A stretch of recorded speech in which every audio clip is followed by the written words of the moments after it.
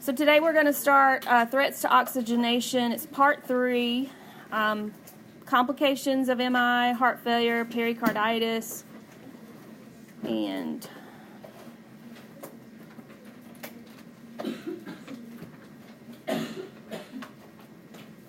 so we've already talked about a complication of an MI is dysrhythmias, right? And those dysrhythmia is the most common complication of MI.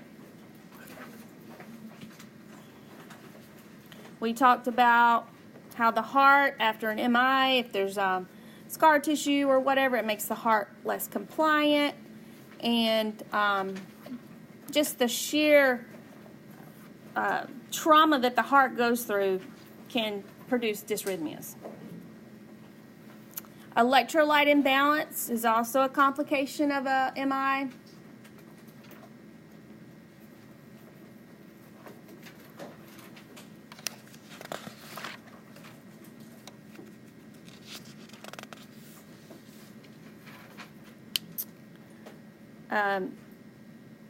SNS stimulants,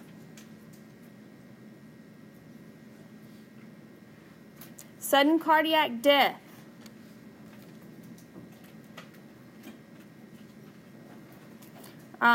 you know what I mean when I say SNS stimulants, right? Like cocaine can be a complication.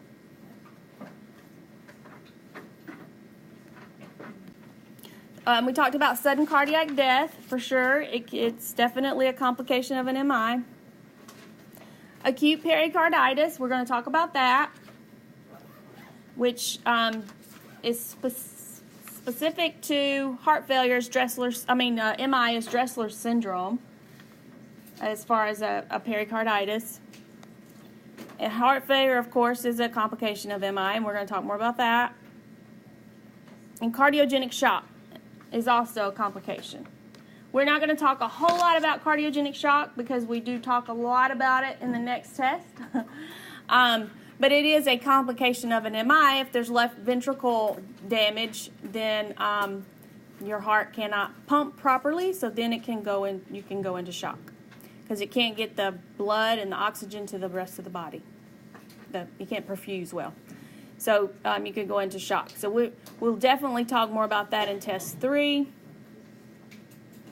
As far as nursing management to prevent sudden cardiac death, they often will have a patient wear a Holter monitor. And that's just a monitor the patient wears home. They wear it 24 hours a day. And it will talk to the electronically and let the doctor know if there's a problem with the dysrhythmia, basically. An exercise stress test will often help prevent or help know if there's a problem to prevent sudden cardiac death.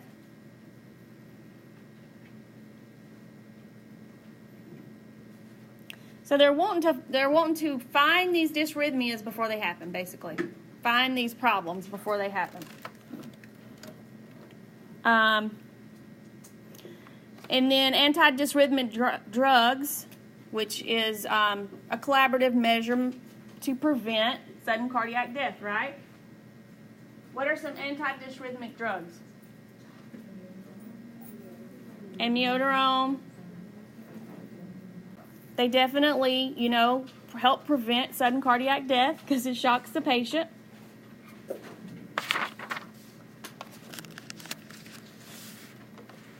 So an ICD will help prevent as part of the management to prevent it. Another complication of an MI is acute pericarditis. And it can occur usually the first 48 to 72 hours after an MI.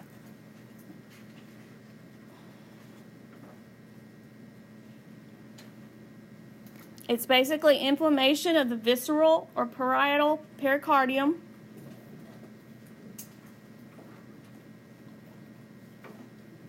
And of course, your clinical manifestations are chest pain. So what do you think makes it different than an MI chest pain? It doesn't go away. When they take the nitrogens and all that, interventions won't help. right, interventions won't help. Is this one worse than breathing? This is the one that is increased with breathing, but it's also eased by sitting up and leaning forward.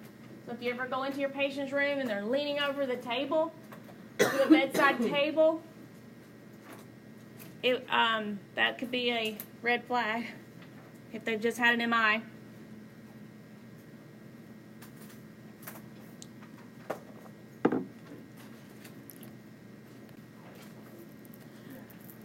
You can also hear it sometimes. You can hear a friction rub.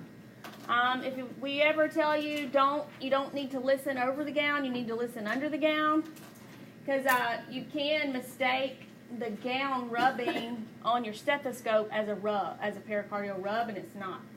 So, and you know, you can mistake it for a lot of things. You can mistake the gown for rhonchi, just the friction of it. So we always tell you to listen under the gown because you want to make sure, you know, to hear the friction rub. ECG changes. Treatment as far as what they do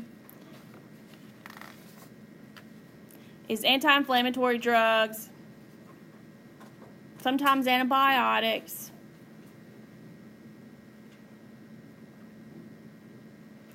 and a pericardiocentesis. Those are your treatments.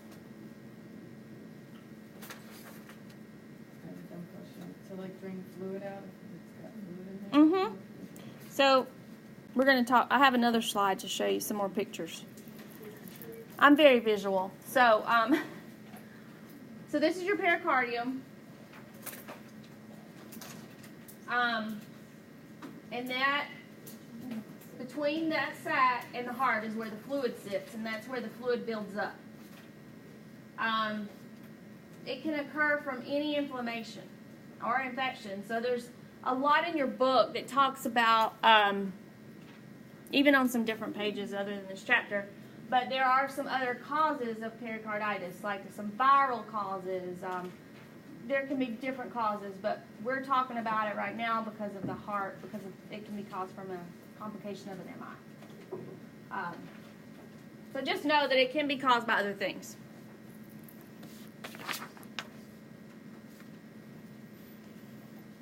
So it can occur from any inflammation.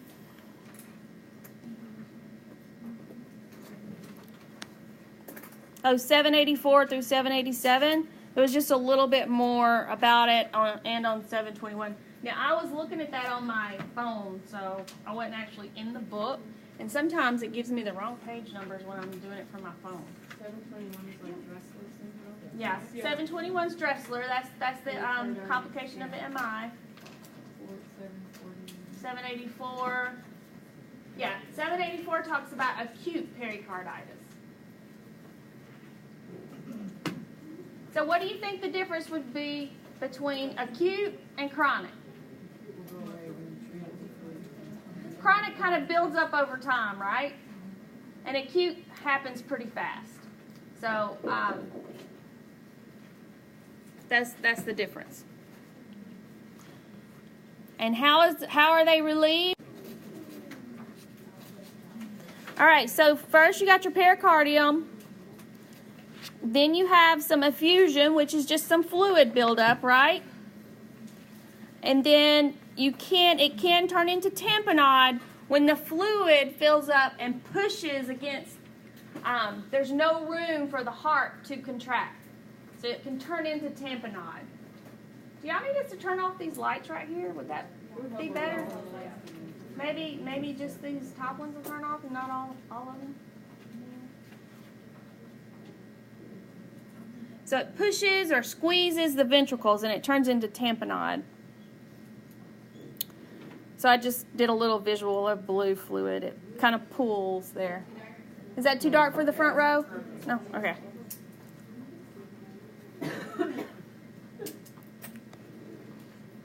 So then what happens?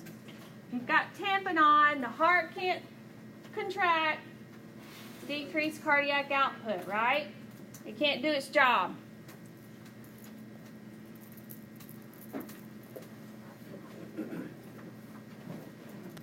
get all that?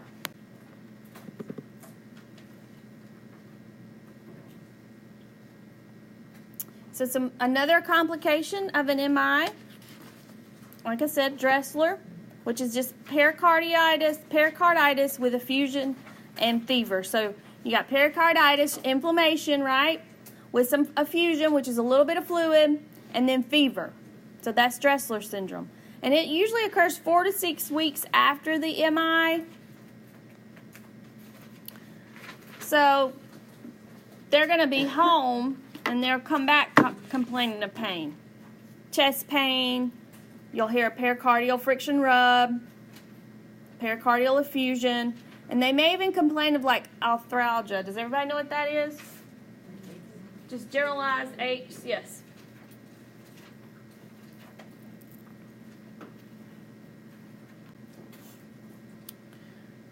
Again, treatment for this particular, for Dressler's, is short-term anti-inflammatory drugs. So depending on the doctor, he could do a corticosteroid, he could do an NSAID.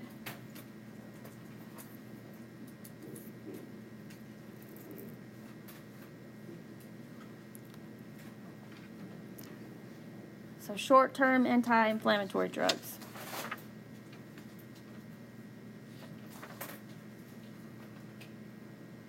That's medicine for you, healthcare.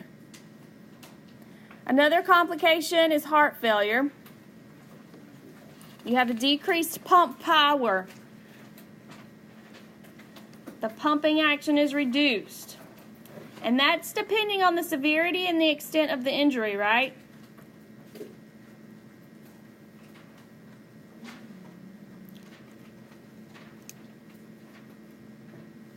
Another complication is cardiogenic shock. Well, when you hear the word shock, you know that you got to be aggressive, right? But the problem is they don't have they're not missing fluid in their pipes, are they? They got a pump problem. So they most of the time will be given medications to help them.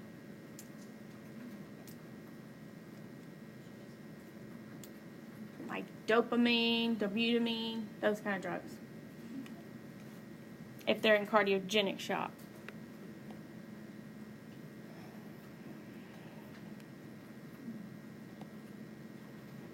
Often it occurs because of left ventricular failure.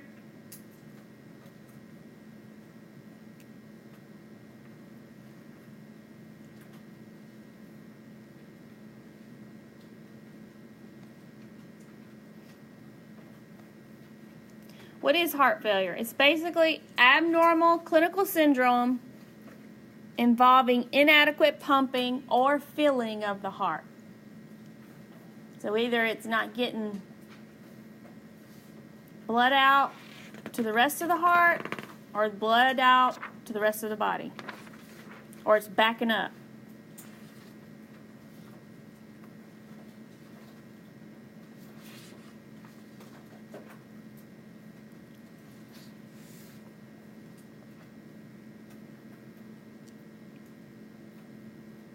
And your result is the heart's inability to provide sufficient blood to the rest of the, to meet the O2, right? To meet O2 demands.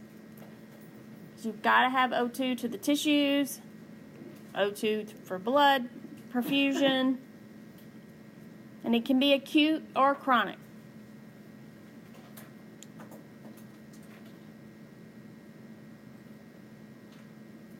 So remember how I told you in the day one that you needed to often a heart failure is associated with long-term standing hypertension. Y'all remember when we were talking about the heart being a muscle, and if you constantly have high blood pressure, what's going to happen to that left ventricle? It's going to get bigger, right? So it's often associated with that, and that turns into chronic for sure. Increased incident with age, because as we age, everything wears out, right?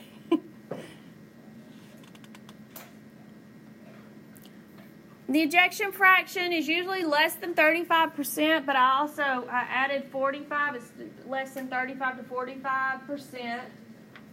I think the book uses both, 35 to 45. Mixed systolic and diastolic, I think, was less than 35, and the diastolic and the systolic was 45. It can be abrupt or subtle.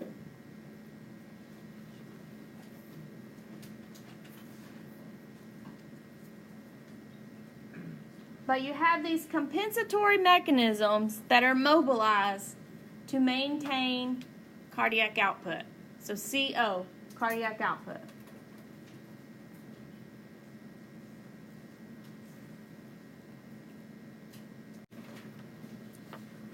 So let's talk about compensatory mechanisms. Y'all remember I said something about the sympathetic nervous system. Well, the sympathetic nervous system, if the heart's not doing its job, whatever the reason, it could be shock, it could be an MI, whatever the reason, your body's gonna release epi and norepi, right? You're gonna have an increased heart rate, and not only are you gonna have an increased heart rate, but you're gonna have increased contractility, so the heart's gonna beat harder. You get peripheral vasoconstriction, as we know, when the sympathetic nervous system kicks in. All the blood is shunted to the major organs, right? So you can run fast. Well, then also the kidneys are involved. Because the kidneys, when they sense that there's not enough fluid, or say the heart's not pumping effectively, then those juxtaglomerular cells, they get the message that there's not enough fluid or whatever. Then they will release renin. And what does renin do? Activates angiotensin, right? The RAS system. So then what happens? Further, right? So you are further constricted. So all this is helpful in an emergency, right? But then it's all very harmful because you got to think of that vasoconstriction that's going on. And this alone, this process can lead to ventricular remodeling because those myocytes, they die if they're not getting enough oxygen, if they're not getting enough blood.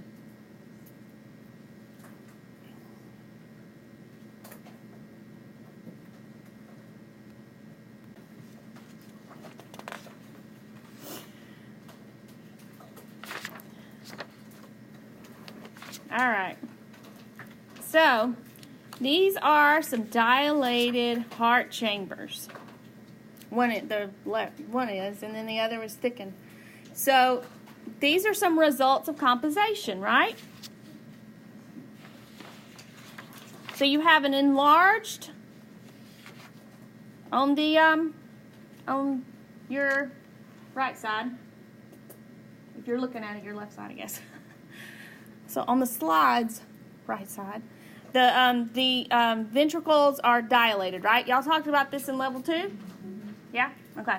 So the heart, the blood, there's an increased volume, so the chambers get bigger, right? And then on your other side, you have the thickened muscle that can happen from hypertension, right? The heart tries to work harder to get that blood out, so then it builds more muscle. So then, when you have more muscle, you need more oxygen. And there's not enough oxygen to supply that big muscle. And that's when you start running into some angina and other problems. I just highlighted the enlarged ventricles, and then I highlighted the thickened heart muscle.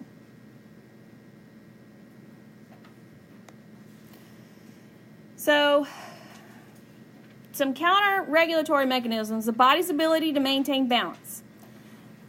So, in order to maintain balance, your body will produce the BMP, or the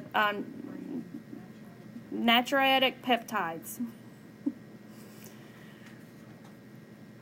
And this is released in response to the increased blood volume in the heart, basically.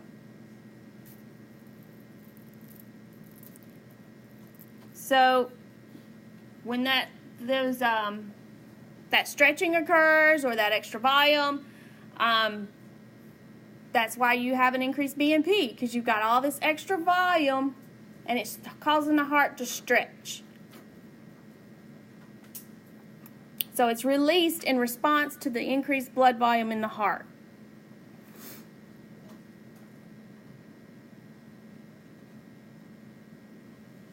It's your body's natural way of trying to counter-regulate, right?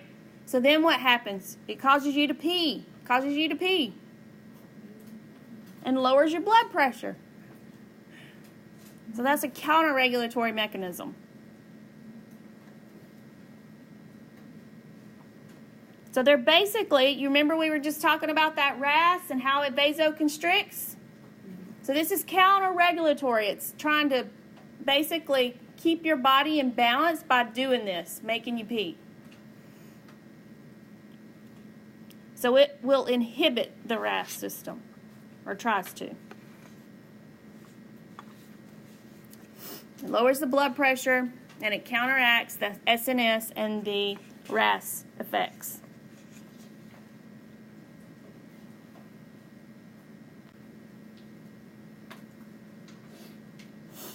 So left-sided heart failure is the most common, right?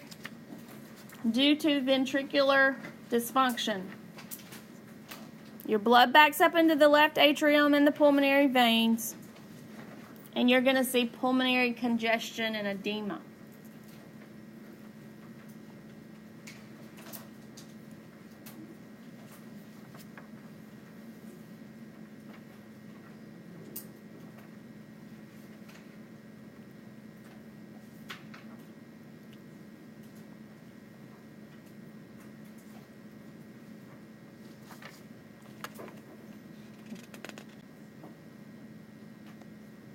What is pulmonary edema? It's the left ventricular dysfunction causes blood to back up into the left atrium and the pulmonary veins. So what are you going to see? You're going to hear fluid in the list. Yep.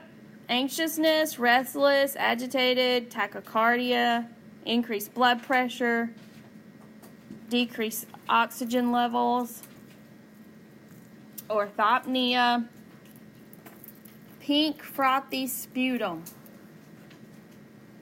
left-sided heart failure.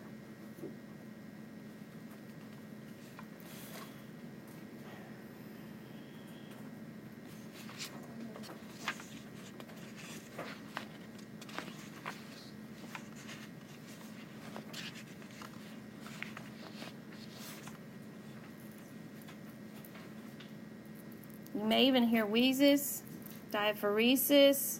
They may be pale, cyanotic. So we treat them with what? What does every heart failure patient get? Just about. What kind of medicine? What's it called? What's the generic? I mean the other name. Furosemide. Yeah. Good. What's a good dose of that?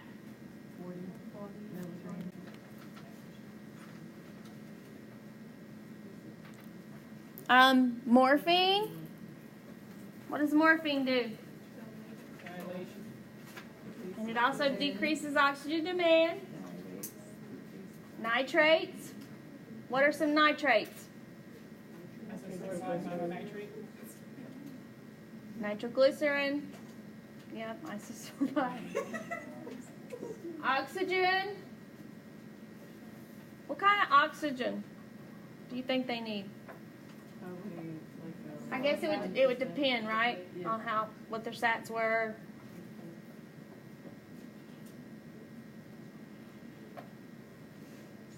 And does everybody know what positive inotropes are? Digoxin, good. That's a good one.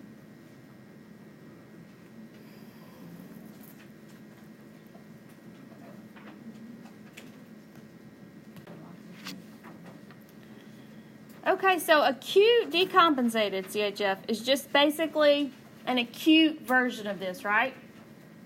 It's a little more emergent because you have an increase in the pulmonary venous pressure caused by left ventricular failure. So it's CHF, it's heart failure. But it's basically some of the same symptoms: pulmonary edema, anxious, pale, short of breath, or orthopnea. But you know, if they're breathing really, really fast and their respirations are greater than 30, then it's acute, right? You need to be doing something for your patient.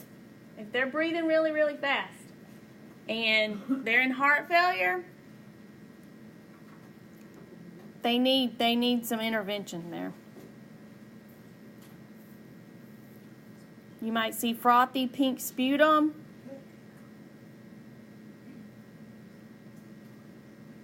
They may even put them on like a non-rebreather, even like a BiPAP machine to give them some oxygen. High Fowlers, which just means what? Sit them up, right? They may need a balloon pump. Which means what? We're going to talk about that tomorrow, but a balloon pump is often given for left ventricular failure, and it basically will help with afterload. It helps push the blood to the rest of the body when the left ventricle is not working. They often, sometimes in heart failure, MI or heart attack or post cabbage, if it's an urgent and they have some left ventricular failure, then they'll do a balloon pump for cardiogenic shock because the heart's just not functioning. They may need to be intubated. So these patients, this acute decompensated, they're going to be like in your ICU. I mean, they may present to your emergency room, but they're going to need to be in the ICU. They're going to possibly even need hemodynamic monitoring, such as an art line or a pulmonary catheter. We're going to talk about all that tomorrow. So this says your meds table 34/7. See if that's right. It is. That's just your drug therapy. It talks about your diuretics, your loop diuretics. All right, so now we're going to switch to right-sided heart failure. Your primary cause of right-sided heart failure is left-sided heart failure, right? But there's some other causes of right-sided heart failure, and we're going to talk about those. You can have a right ventricle infarction, a pulmonary embolus can cause right failure, and cor pulmonale or lung disease can cause right-sided heart failure.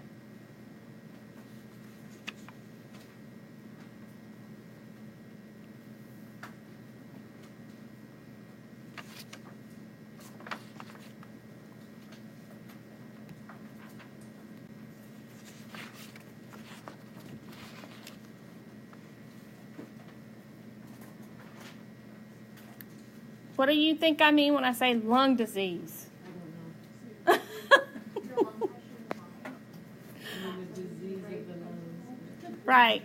COPD, anything that's going to cause your pressures to be high, such as pulmonary hypertension, anything like that can cause some right-sided heart failure. Here's your good pathophysiology map. So insult occurs. You got a pulmonary, you got to think about the lungs, right? So you got an injury to the lungs. So then there's not enough, if you have injury to the lungs, where all your oxygen is exchanged, there's not enough surface area there, right, to exchange all that oxygen. So then you have a decrease in that. So then you could get sustained pulmonary hypertension, which is basically not enough oxygen, right? Right ventricular hypertrophy, and then cor pulmonale. So it kind of goes down as far as how it happens. That's why I thought this pathophysiology map was good, because you don't just suddenly get cor pulmonale. It's like it happens in response to. Because what are we always doing? We're always treating the underlying cause, right?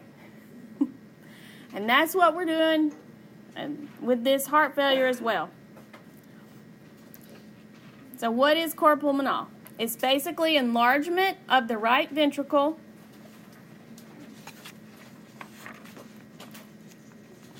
caused by a primary disorder of the respiratory system, such as pulmonary hypertension, COPD. They may or may not have heart failure, but it can definitely lead to heart failure.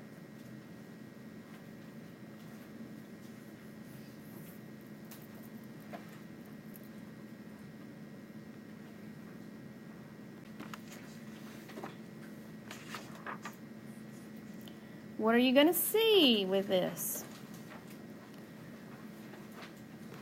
You're going to see distended neck veins, right? Or JVD. Ascites. What is ascites? Swelling and fluid in the abdomen, right? Enlarged liver that goes with the ascites. That's a hepatomegaly, enlarged liver or hepatomegaly. Swelling of ankles. You may hear a bounding pulse. And of course, you're going to have an increased BNP.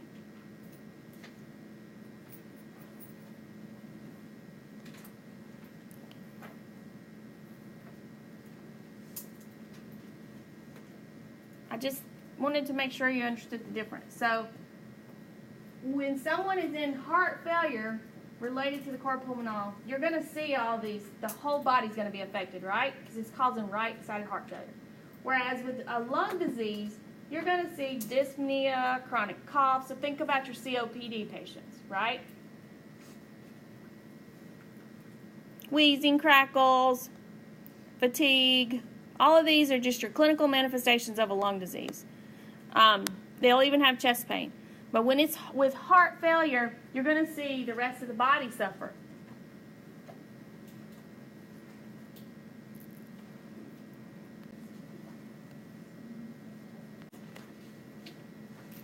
So what are our diagnostics? How are we going to figure this out? Well, we definitely said the BNP, right? They may do a chest x-ray, an echocardiogram. They may even do a cardiac cath. Remember we talked about cardiac cath? They were looking for blockages? Well, they can also go in and look at the heart and to see the pressures and things like that. So they might do a cardiac cath as far as diagnostics.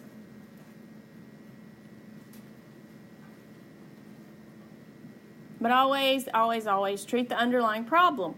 You see all these inhalers here? They might need inhalers. You want to give them oxygen. Exercise. Why would you want someone that cannot breathe to exercise? Because they need more muscles in their body, right? Why do you think they need more muscles? They can breathe better and make them feel better. Right. They can breathe. It helps them breathe better. It helps them perfuse better, right? If you've got leg muscles that need oxygen, that demand oxygen, well, it just helps the body overall. So, I mean, they may not can run a marathon, but they might can do some leg lifts, right? Small meals. Why do you think small meals? Why do they need small meals? So they can get tired of the guts and not the heart. Right. They get tired easy. So they need the small meals so they don't use up their oxygen.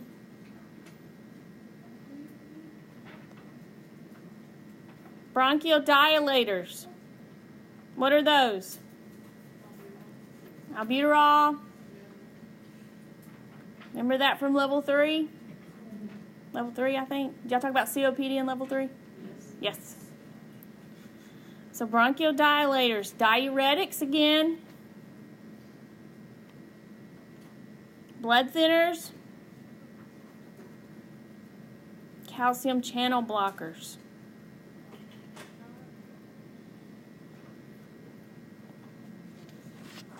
These are your treatments for cor pulmonale, your meds.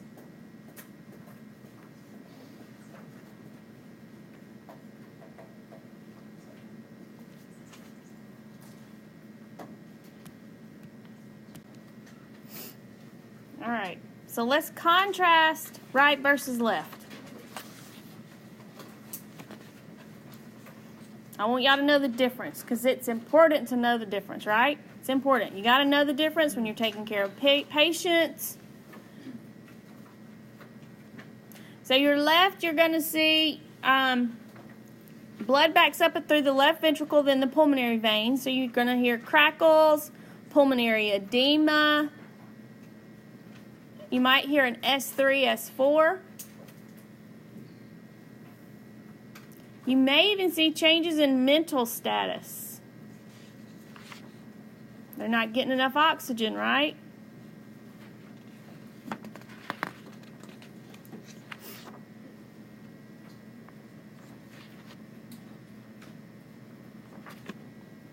Restlessness, anxiety.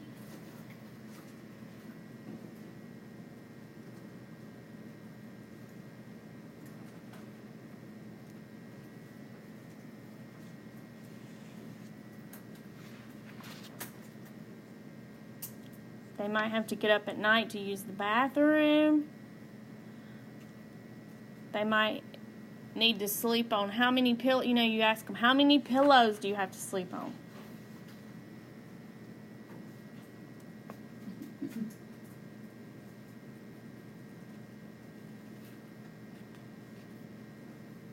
Then right-sided is the backward flow to the right ventricle and systemic circulation, right? So that's, again, shortness of breath, JVD, ascites, hepatomegaly, edema.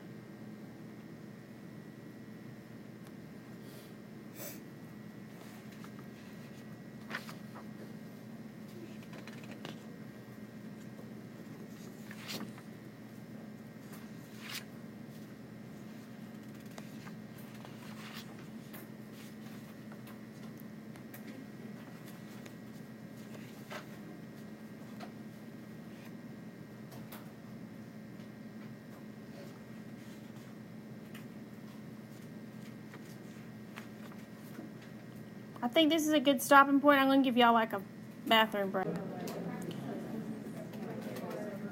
All right, we're going to resume. So just to help, this is kind of a review. But as far as chronic heart failure, your clinical manifestations are fatigue, dyspnea, shortness of breath, They may have shortness of breath when they're lying flat, right? So that's hence the reason why you would say, how many pillows are you using? Or do you need to use more than one pillow? Because they may have shortness of breath when they're lying flat. Orthopnea, tachycardia, edema, behavioral changes. They may even have altered serum electrolytes. Why do you think that is? Right. Well, and most of the time they're on diuretics, so they're going to have alterations in sodium and potassium. They may have an increase in BUN and creatinine. Why do you think that is?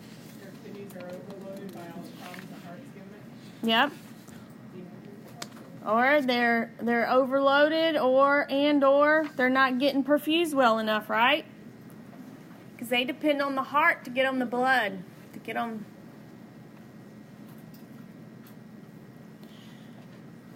Increased LFTs, increased BMP, chest x-ray. They may do an echocardiogram to see their ejection fraction.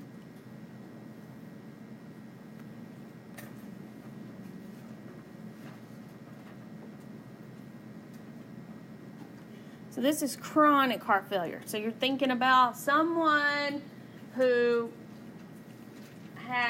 somebody's older and they have, say they've had hypertension or CAD, and they're ending up with these symptoms, right? So you got an older person that's short of breath, so they want to try to find out what's wrong with them, right?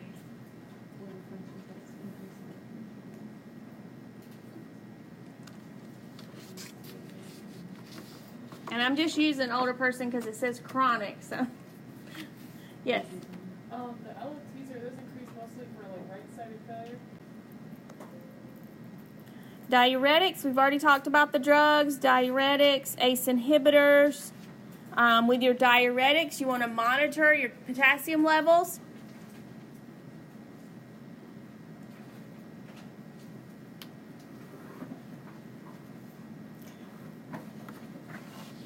Your ARBs. Your aldosterone agents such as spironolactone, aldactone.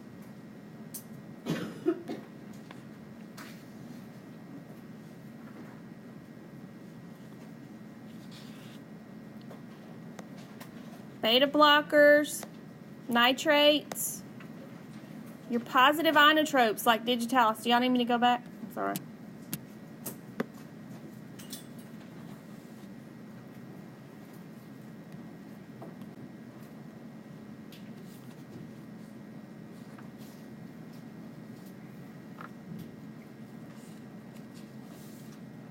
So you've got a patient on dig and furosemide. What are you monitoring? Why would you be concerned about dig toxicity? Because they have lower potassium and more active binding sites. Right. So if they're on furosemide, then they're gonna pee out all their electrolytes, right? So then their digitalis, they can become toxic on the dig.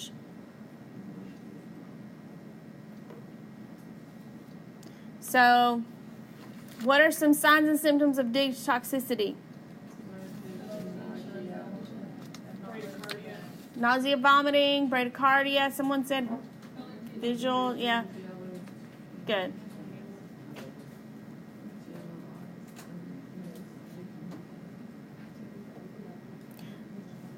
The low serum potassium enhances the dig, right? It enhances the toxicity. All right. Fluid restrictions, of course. We're talking about nutritional therapy. They're going to be on fluid restrictions. So you may have to tell them they have to have ice chips, hard candy, gum, because you don't want them to be overloaded. They may need a written diet plan. You have to explain to them how important it is to read labels. Especially over-the-counter meds.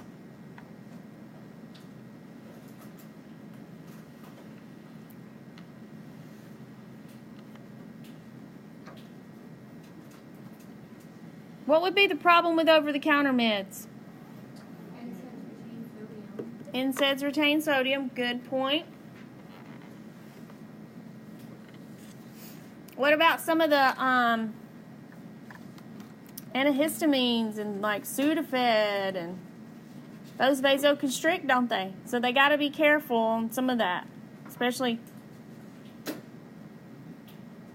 hypertension, if they have hypertension. Food and sodium control. They need to look at labels when they're buying food. What are some foods that are high in sodium? Canned soups, frozen meals, the deli meat that you buy. Celery. Celery is high in sodium? It sounds like it's in a lecture for some reason. Is it celery dipped in something or just plain celery?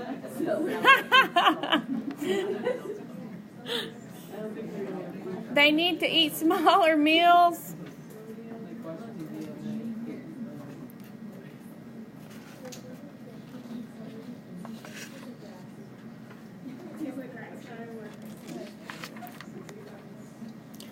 So what is our plan for our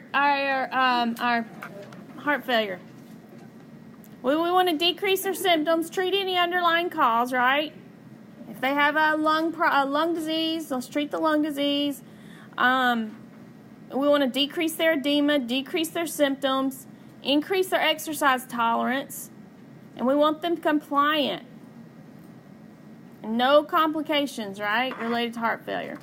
So we have to teach.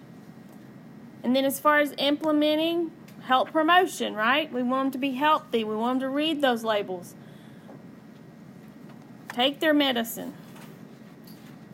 We have to assess their compliance and willingness to comply.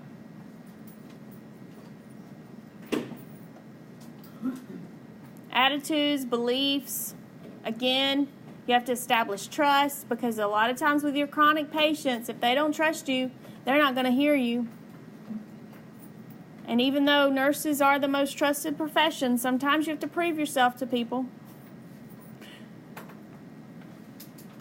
They want to know that they can trust you. You want to educate. They need the flu and the pneumonia vaccines, right? They're chronic. We're going to restrict salt, sodium, ways to conserve energy, like we talked about, smaller meals, small, short bursts of exercise, just simple. Decrease anxiety. The pacing of their ADLs. So if they are fixing their hair and they get tired, they might need to rest and then go back and finish getting ready. Or if they get tired putting their clothes on, they may have to rest before they put their shoes on. So you want to pace their ADLs, evaluate and establish supportive relationships. Like I said, you have to. They have to feel like they can trust you. If you want to create a plan with someone, you let them know that you're on their team, that you're working for them, that you're there to help them, but also they need to know that they can trust you.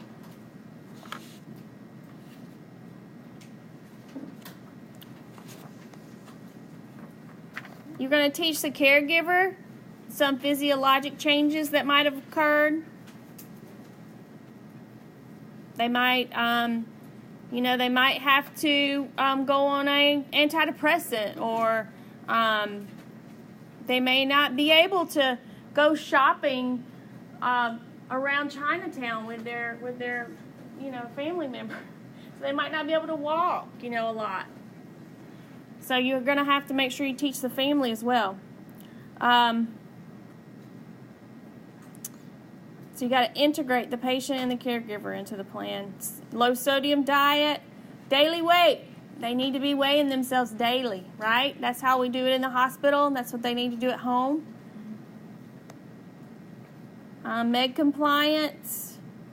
Signs and symptoms of toxicities. We talked about that, right? Dig toxicity. They need to know the signs and symptoms. They need to know how they might feel with hypokalemia, hyperkalemia, those kind of things. We talked about activity rest, heart rate and blood pressure monitoring. They may need to check their own blood pressure, check their own pulse. The family might need to help them.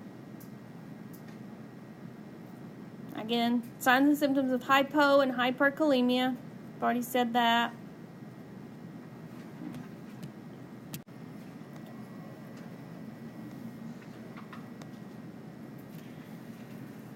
So this is just a recap of complications. We already talked about it, so it's just kind of tying it all together. Pleural effusion is a complication, right? dysrhythmias. A left ventricular thrombus can occur. Hepatomegaly, renal failure. So all of these are just additional complications of heart failure.